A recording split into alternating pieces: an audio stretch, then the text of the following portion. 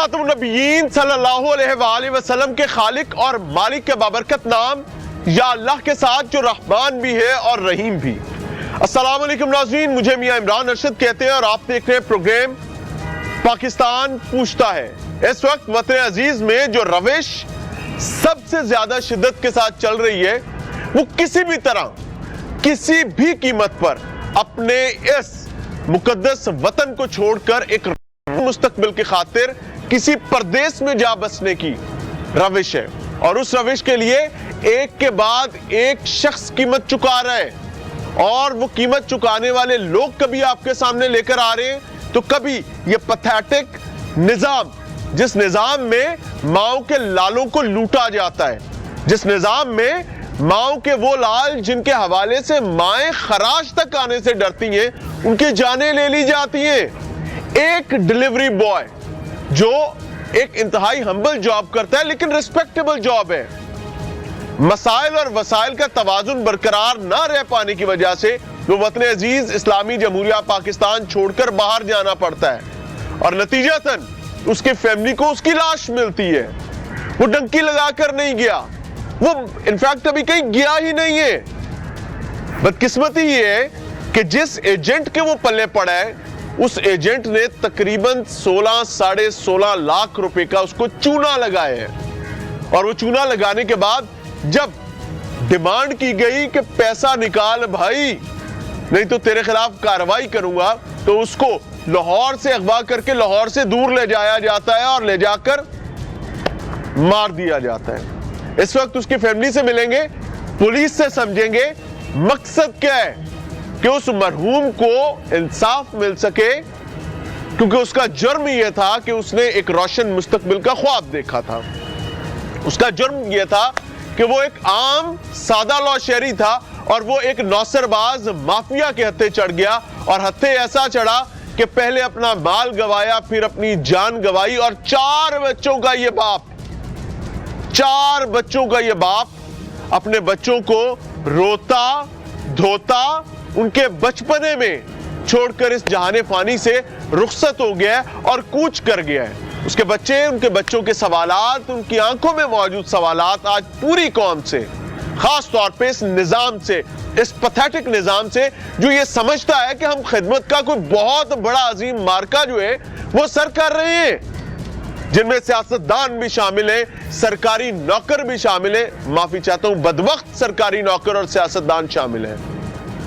वो बच्चे, उनकी आंखें, उनके सवालात चीख चीख कर पुकारते हैं कि हमारा कसूर क्या है? क्या तुम्हें रब ताला का खौफ नहीं है? क्या तुम्हें ये गुमान गुजरने लगा है कि फिरौन के बाद फिरौन सानी तुम लोग हो? क्या उसको कोई इंसाफ फराहम कर सकेगा? हम बहैसियत एक मीडिया पर्सन और मीडिया टीम जो कर सकते हैं वो उसकी आवाज है। वो इन अंधी आंखों, गूंगी जुबानों और बहरे कानों के सामने रखने की कोशिश कर रहे हैं ताकि रोजे महशर हम ये बता सकें कि रब्बा सच्चा, हमने अपनी जिम्मेदारी अदा की थी, लेकिन इतने नकम्मे, इतने नालायक कि अल-अमान अल-हफीज। समझते हैं इनकी कहानी इन्हीं की जुबानी।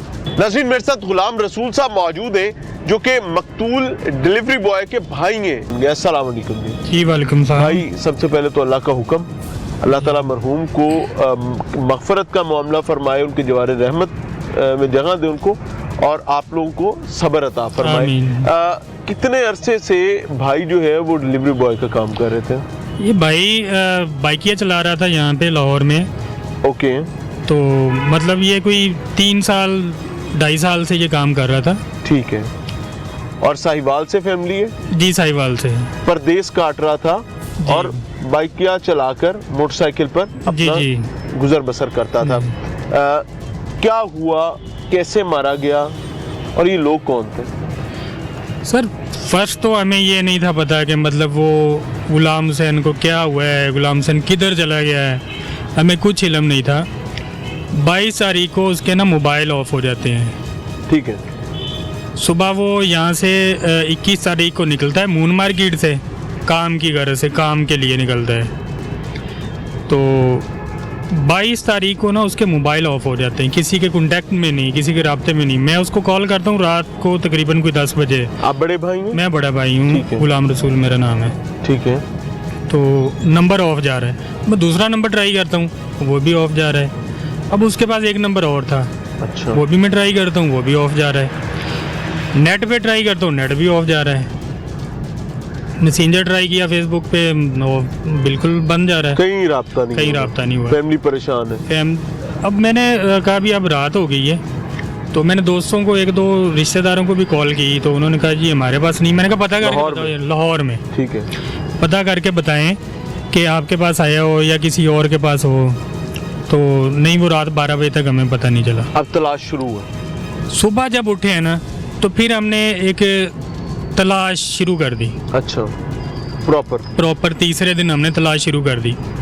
हमने तकरीबन उसके जितने भी लाहौर में दोस्त थे, जो हमारे रिश्तेदार थे या जानने वाले थे, सबसे मालूम किया। इस दौरान हमें 2 दिन और गुजर जाते हैं, हमें कुछ पुलिस को नहीं आपने बताया? कुछ पता नहीं चलता। कभी पहले ऐसा हुआ था कि गुलाम हुसैन अचानक से गायब हो जाए, 2-2 3-3 दिन वो नहीं मिल रहा, आपसे राब्ता नहीं हो रहा? ऐसा कभी भी नहीं हुआ कि उसका राब्ता ना हो, वो चला जाता था, लेकिन ये कि वो राब्ते में होता था। चला जाता था से मुराद नाराज? मतलब कि अब वो नहीं, नाराज होके वो कभी नहीं गया था घर से, काम के लिए निकल गया। चला गया। कभी कहीं पे लेट हो गया तो दोस्त के पास रुक गया, कॉल कर दीजिए आज मैं इस जगह पे हूँ। मुसाफिर है, मोटरसाइकिल पर उसने काम करना है, एक इलाके में गया, वहीं पे रुक गया, रात पड़ गई, ठंड है, ठीक है, बिल्कुल। अगले दिन या कुछ ऐसा होता था कि वो गांव चला गया बताए बगैर, दूसरे दिन कॉल करनी किधर हो, मैं घर आ गया हूँ, गाँव आ गया हूँ। तो इस तरह से मतलब 1-2 दिन नॉर्मली गुजर जाते थे। तो इस बार ये होता कि वो राब्ता ही ख़त्म हो गया, किसी के साथ कोई राब्ता नहीं, कुछ पता नहीं। तो हम आते हैं इकबाल टाउन पुलिस स्टेशन आते हैं, यहाँ पे आके ना ठीक है, मिसिंग पर्सन की दरख्वास्त देते हैं, FIR करवाते हैं गुमशुदगी की, कि गुलाम हुसैन नहीं मिल रहा। तो पुलिस में हम FIR करवा के तो चले जाते हैं। कहते हैं यहाँ से हमें कहा जाता है कि जी हम आपको बुलाते हैं, जैसे हमें कोई इन्फॉर्मेशन मिलती है ना, कुछ राग मिलता है, तो हम आपको इन्फॉर्म करते हैं। तस्वीर दे दी, उसका अता पता दे दिया, तस्वीर दे दी, मोबाइल नंबर दे दिए, मैं वापस चला जाता हूँ। अगले दिन ना मुझे पुलिस स्टेशन से कॉल आती है, मुर्तज़ा असलम साहब जो इन्वेस्टिगेशन ऑफिसर हैं उनकी, कि बेटा किधर हो? मैंने कहा जी मैं इधर काम पे हूँ। कहते हैं आप पुलिस स्टेशन आए। मैं पुलिस स्टेशन आता हूँ, तो कहते हैं जी आप हो गुलाम रसूल? मैंने कहा जी मैं गुलाम रसूल हूँ। गुलाम हुसैन क्या लगता है आपका? मैंने कहा मेरा भाई है, छोटा है, बड़ा है, छोटा है, बैठ जाओ। बैठ जाता हूँ। मुझे कहते हैं बेटा बात ज़रा तहम्मुल से सुनना, कि बात यह है कि तुम्हारे भाई का कत्ल हो गया है, उसकी डेड बॉडी मिली है चकवाल के किसी वीराने इलाके से, जंगलात से। चकवाल से। तो मैं एक परेशान हो जाता हूँ, शौक हो जाता है कि चकवाल में उसकी डेड बॉडी, वो कैसे चकवाल चला गया? उसका कोई लेना देना नहीं, चकवाल में कोई लेना देना नहीं, कोई अजीज़दारी नहीं है, कोई यहाँ तक कि कोई ऐसा मतलब उसका कोई दोस्त भी नहीं जिसको मैं जानता हूँ, कोई क्लास फेलो नहीं है जिसको मैं जानता हूँ कि वो क्लास उधर चकवाल में हो। तो चकवाल वो कैसे चला गया? तो ये हमें उसकी ना ID कार्ड की फ़ोटोकॉपी जो सी इनके पास आई होती है वहाँ से, वो हमें जेब से निकली है, वो जो किसी ने उसकी पिक्चर बना के तो वो सेंड की थी, वो दिखाते हैं। कहते हैं ये देखो। मैंने कहा ये तो उसी की है। तो तस्वीर दिखाते हैं बॉडी की ना, बैक की, पीछे कमर की, तो वो जो जीन्स और शूज़ थे वो भी उसी के थे, शर्ट भी वही थी। तो मैंने कहा ये चीज़ें तो वही हैं। कहते बेटा ये बंदा 22 तारीख का ना वहाँ पे डेड हो गया। अच्छा, 22 तारीख का ना ये डेड हो गया, वहाँ पे डेड बॉडी मिली है वहाँ से, हमें वहाँ की मुतल्लिका पुलिस ने इतला दी है, चकवाल से।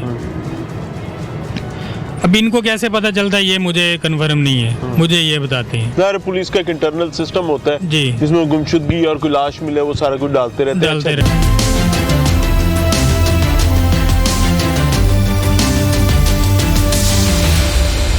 किसने मारा है ये बताएं। उसने ये हमें वजह बताई कि हमने इस बंदे को मैंने क्यों कत्ल किया है। वो कहता है जी कोई वीज़ों का मामला है, गुलाम हुसैन मुझसे वीज़े लिए हैं, गुलाम हुसैन ने कुछ पैसे मुझे दिए हैं, कोई 2,80,000 मुझे दिया हुआ है, तो बाकी कोई 14 लाख इसने बकाया मुझे देना था।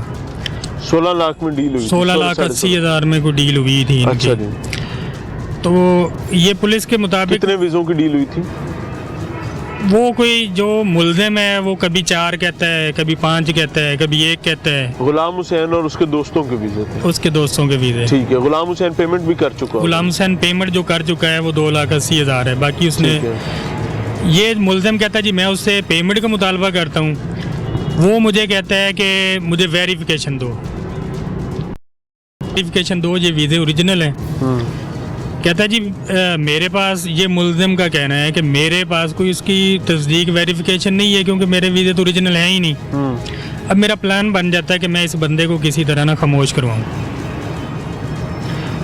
वो बंदा गुलाम हुसैन को यहाँ लाहौर आता है, लाहौर आके गुलाम हुसैन को कहता है कि आओ मैं वेरिफिकेशन करवाता हूँ आपको। जब लाहौर आता है ना तो मेरा एक छोटा कज़न है, खालाजाद भाई, अच्छा जी, शहजाद, वो मिलने आया होता है गुलाम हुसैन से शहजाद मून साहब मार्केट। शहजाद साहब ये मेरे साथ यही है? यही है। ठीक हो गया जी। ये मिलने आया होता है, तो वो बंदा ये जब आता है ना मिलने, तो वो बंदा भी उसके साथ होता है। तो ये पूछता है भाई ये बंदा कौन है? वो कहता है जी मेहमान आया है तो काम है, इससे काम के लिए आए हुए हैं। तो कहते हैं आप बैठो चल के, तो मैं ना इसको इससे ज़रा मिल लूँ। ठीक है। ये जाके बैठ जाते हैं। इसी दौरान ही हमारे बहनोई मकसूद अहमद वो भी इनको देख लेते हैं। ठीक है, उन्होंने भी मुल्जिम को देखा हुआ है? मुल्जिम को देखा हुआ है। तो ये दोनों यहाँ से चले जाते हैं। देखा बस पता नहीं है, पता नहीं है ये कौन है बंदा, क्या नाम है, किधर से आया, कुछ पता नहीं। तो ये कहता है जी मैं गुलाम हुसैन को यहाँ से ले जाता हूँ चकवाल।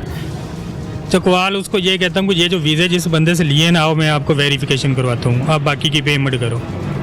गुलाम हुसैन उसे कहता है कि मुझे पहले वेरिफिकेशन दो, फिर मैं आपको पेमेंट करूँगा। पेमेंट रोकी हुई है? पेमेंट रोकी हुई है बाकी की 14 लाख। ये एक दिन तो उसको ऐसे ही रखता है कि आप मुझे पेमेंट करो, मैं आपको वेरिफिकेशन देता हूँ। वो कहता नहीं मुझे पहले वेरिफिकेशन दो, फिर मैं पेमेंट करता हूँ। ये बंदा कहता है जी मेरा प्लान बन जाता है कि मैं अब इस बंदे को ना मार दूँ। ये इसको रात घर लेके जाता है। वो कहता है जी मुझे कुछ समझ नहीं आती कि मैं क्या करूं। अगले दिन ये फिर उसको मार के मेहमान लेके मेहमान अभी तक गुलाम हुसैन को नहीं वर्गला के ले जाता है। अब ये नहीं पता कि उसको, ये तो अपनी तरफ से इसने अगवा किया हुआ है, उसको नहीं पता कि मुझे अगवा किया हुआ है। उसको पता है कि मैं इसका मेहमान हूँ। ऐसे एक काम है डॉक्यूमेंट लेने के लिए मैं आया हुआ हूँ। सुबह इसको वहाँ से ये कहता है तकरीबन कोई ना, ये मुल्ज़िम बता रहा है कि मैं 12:30-1 बजे ना उसको कहता हूँ कि जिस बंदे ने वेरिफिकेशन करनी है ना वो यहाँ से थोड़ी दूर है, कोई 30-32 किलोमीटर सफ़र पे है। वो एरिया है लखवाल डैम का। अच्छा, चकवाल से लखवाल डैम का एरिया है। तो 30 लाहौर से चकवाल जा चुके हैं? लाहौर से वो चकवाल है। अच्छा, गुलाम हुसैन को समझ ना आई कि चकवाल में कौन सी वीज़ों की वेरिफिकेशन होती है। अब उसको ये नहीं था पता क्योंकि तो किसी प्रॉपर जगह पे होगी, लाहौर होगी, इस्लामाबाद होगी, कराची होगी। जी बिल्कुल बिल्कुल। अब उसको शायद में भी कि उसको ये पता चल गया हो कि यहाँ पे तो कोई वेरिफिकेशन नहीं है।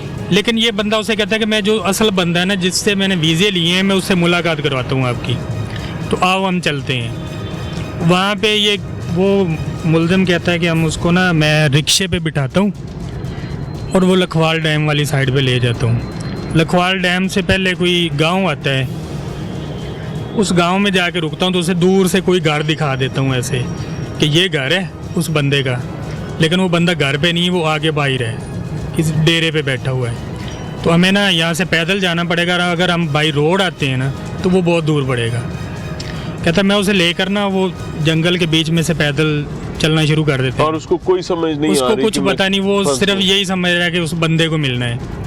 रास्ते में जाते हो ना कि जंगल में से उसके ना, ये पैंट पहनी थी उसने जीन्स, उसको कांटे चुभ जाते हैं। कांटे वो बैठ कर ना वो उतारना शुरू कर देता है। ये जो मुल्ज़िम है ना, ये 24 घंटे गुजर गए इस मौके की तलाश में कि इसको मैं कैसे मारूं। इसको मौका मिल जाता है वहाँ पे। इसने हाथ में कोई शॉपर पकड़ा होता है, उसमें कपड़े होते हैं, कपड़ों में इसने पिस्टल लुकाया छुपा के रखा होता है। पिस्टल निकालता है, उसके बैठे हुए को पीछे से सर में गोली मार देता है। गुलाम हुसैन तो वहीं गिर जाता है, वो डेड हो जाता है, सर में गोली लगती है। ये बंदा कहता है मैं जैसे ही गोली मारता हूँ वहाँ से भाग जाता हूँ। इसके बाद हमें नहीं पता कि ये बंदा किधर गया है। गुलाम हुसैन की डेड बॉडी को किसने देखा है, कब देखा है, कितनी बार देखा है, हमें कुछ पता नहीं।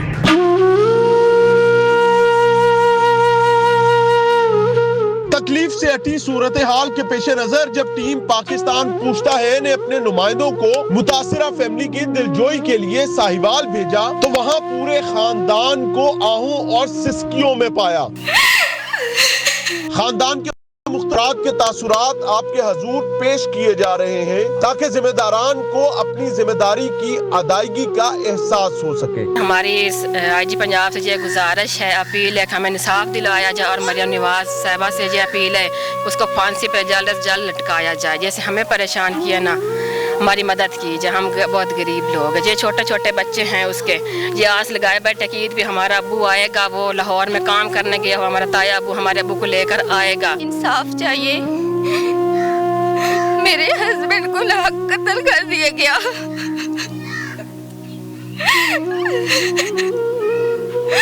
मेरी आईजी और मरियम नवाज शरीफ से अपील है कि मुझे इंसाफ चाहिए।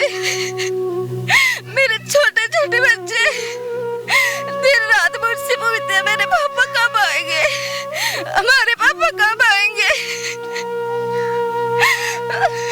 वो ये आस लगाए बैठे कि ईद में उनके पापा उनके कपड़े लेके आएंगे। मुझे इंसाफ चाहिए उस आदमी को जिसने मेरे हस्बैंड को कत्ल किया, उसको सरेआम कत्ल कर दिया जाए। प्रोग्राम में एक बार फिर से खुशामदीद। वतन अजीज इस्लामी जमहूरिया पाकिस्तान के मारूजी हालात की बुनियाद पर पाकिस्तान में बसने वाले मुहिब्बे वतन पाकिस्तानी इस वक्त एक दोराहे पर खड़े हुए।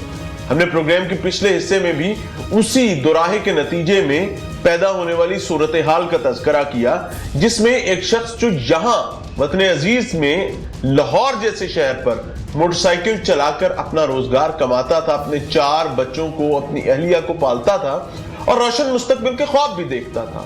अब उसको कुछ ऐसा लगने लगा था कि शायद अगर उसने अपने मुस्तकबिल को ताबनाक बनाना है, मजीद रोशन करना है और अपने बच्चों के कल के हवाले से तहफ्फुज का काम करना है, तो अब उसको बैरून मुल्क जाना पड़ेगा।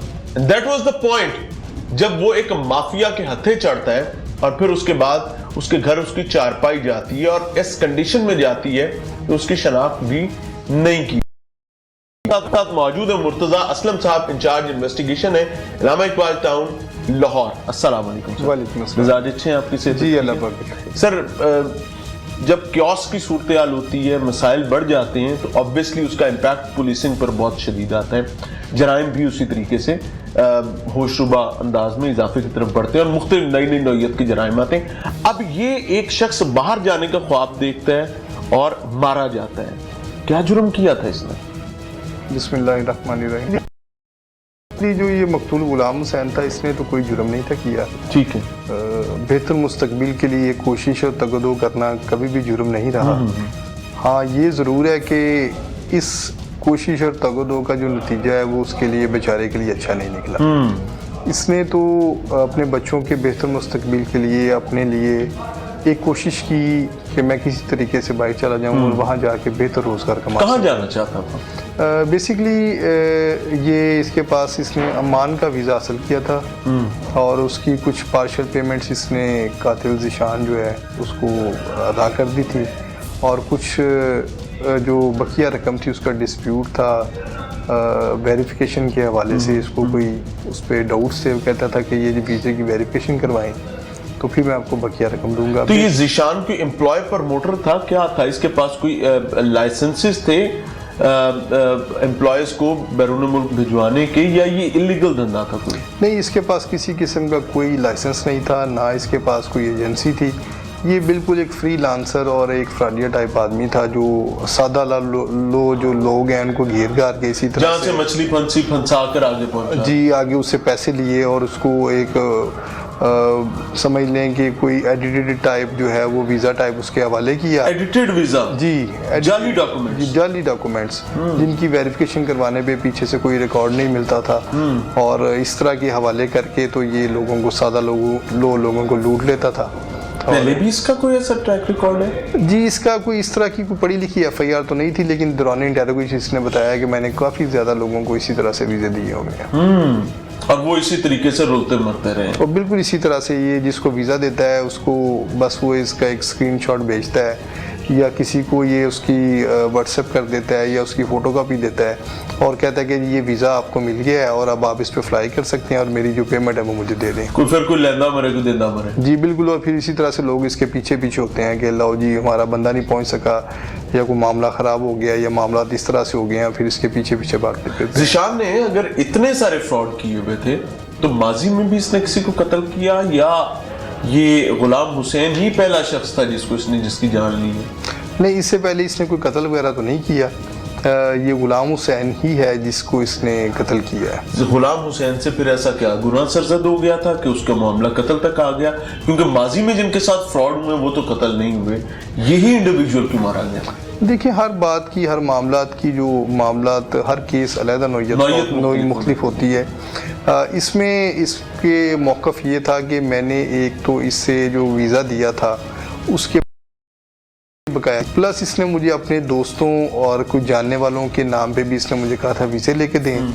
मैंने वो वीज़े भी मंगवाए और बाद में ये लेने से इनकारी हो गया कि पहले वीज़ा लिया है वो वेरीफाई होगा, बंदा फ्लाई करेगा। बाद वाले भी जाली थे? जी वो बाद वाले भी जाली ही वीज़े होंगे क्योंकि उनकी डॉन इंटेरोगेशन हमने जब इससे कहा कि वो वीज़े में बताओ किस एजेंसी से मंगवाते हो, कौन बंदा तुम्हारा वहाँ पे जो है वो प्रमोटर है या कोई इस तरह की, तो इस तरह का कोई सबूत इसके पास कोई नहीं था।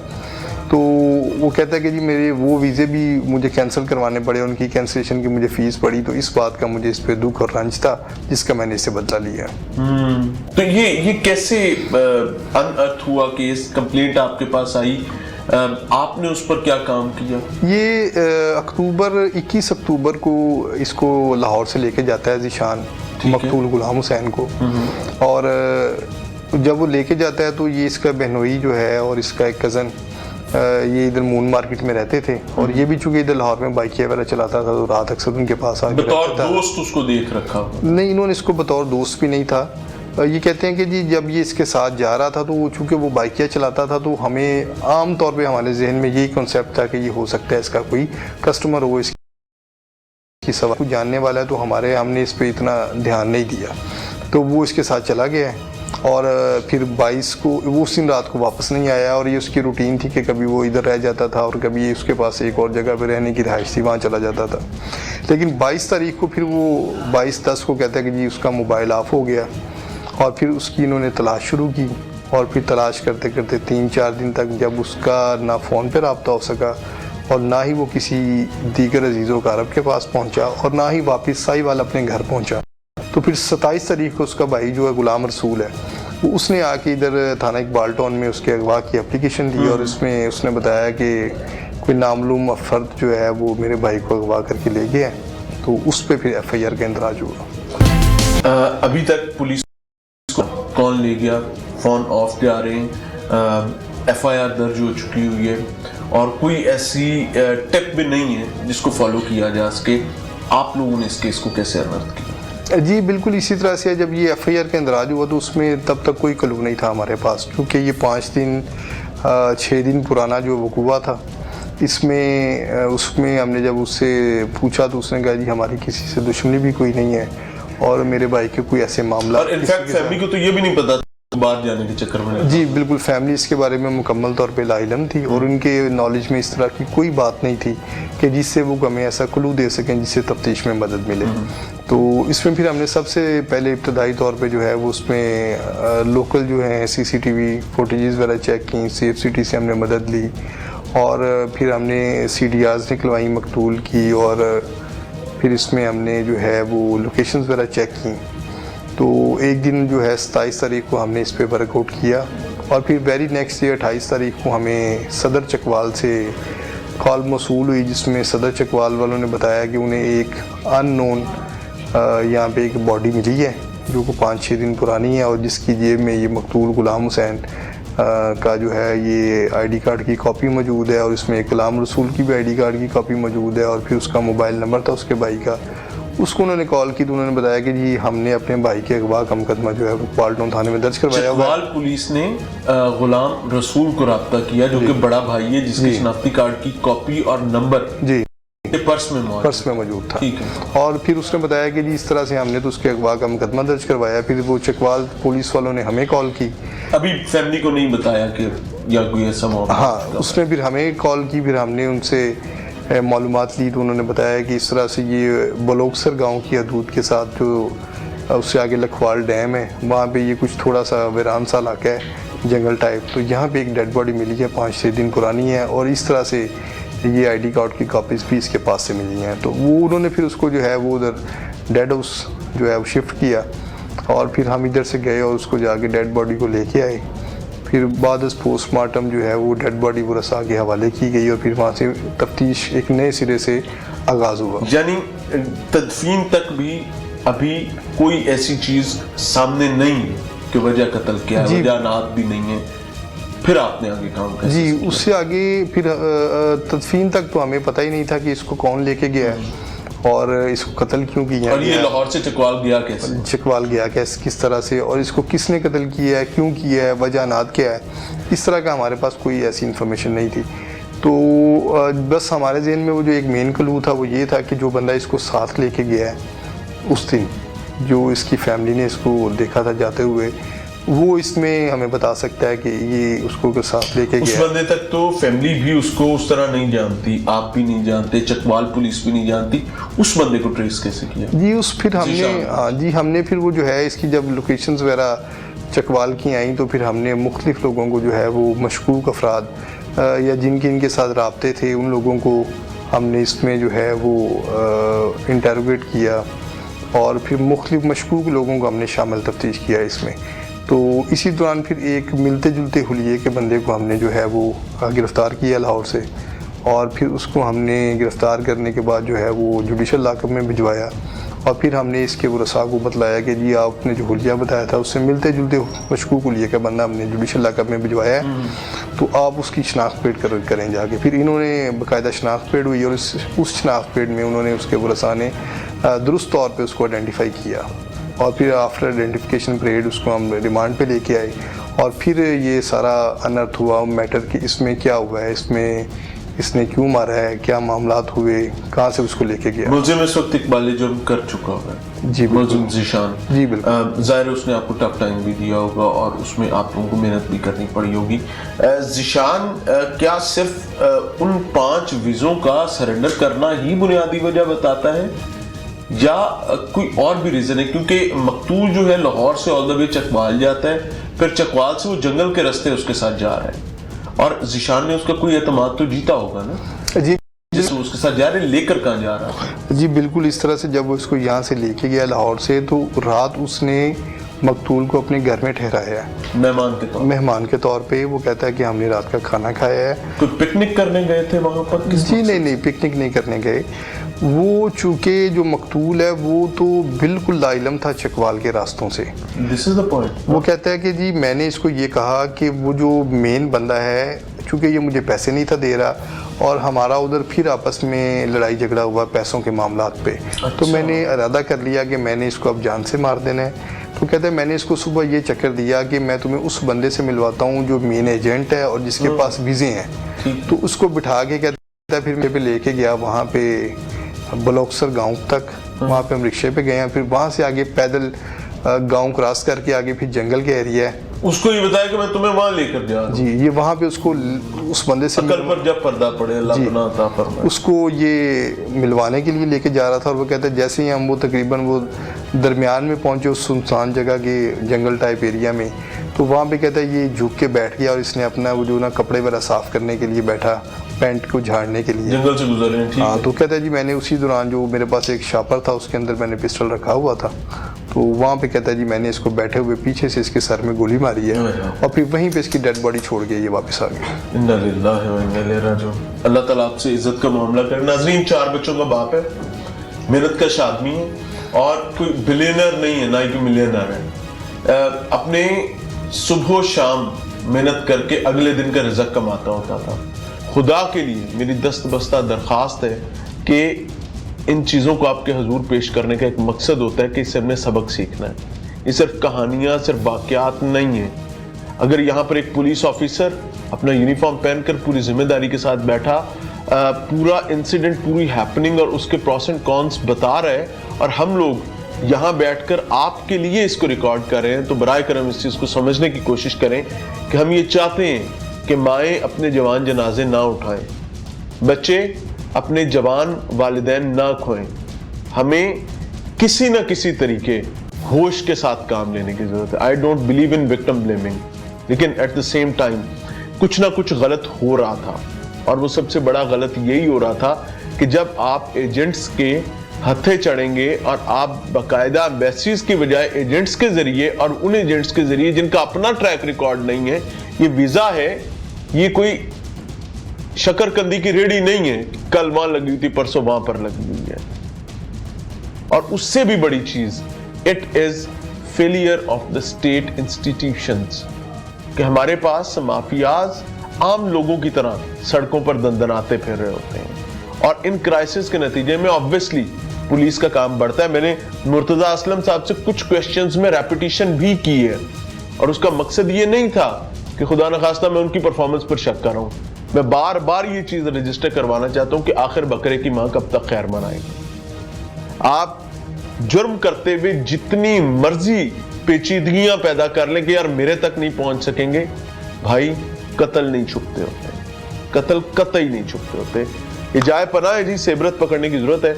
इनसे भी इजाजत लेंगे और आपसे भी इजाजत लेंगे इस दुआ के साथ कि अल्लाह ताला हर माँ के लाल की हिफाजत करे, हर बच्चे के बाप का साया उसके सर पर सलामत रखे, माँ का साया उसके सर पर सलामत रखे। और हमें बहैसियत पाकिस्तानी, हम बाहर जाकर लिटरली 15-15, 16-16 घंटे काम कर लेते हैं, लेकिन पाकिस्तान में अगर हमें 8वें से 9वां घंटा काम करना पड़े तो हमारे मिजाज बदल जाते हैं। और 8 घंटे भी मैं हल्फन ये कह सकता हूँ कि बड़े से बड़ा और छोटे से छोटा सरकारी या प्राइवेट मुलाजिम जो है, क्या गारंटी से ये कह सकता है कि वो 8 घंटे ईमानदारी के साथ काम करता है? खुदा की कसम नहीं करते, बाहर जाके हम करते हैं। तो बराए करम यह कर लें ताकि हमें यहाँ गालियां ना निकालनी पड़े और बाहर के ख्वाब ना देखने पड़े। याद चाहेंगे। सलाम।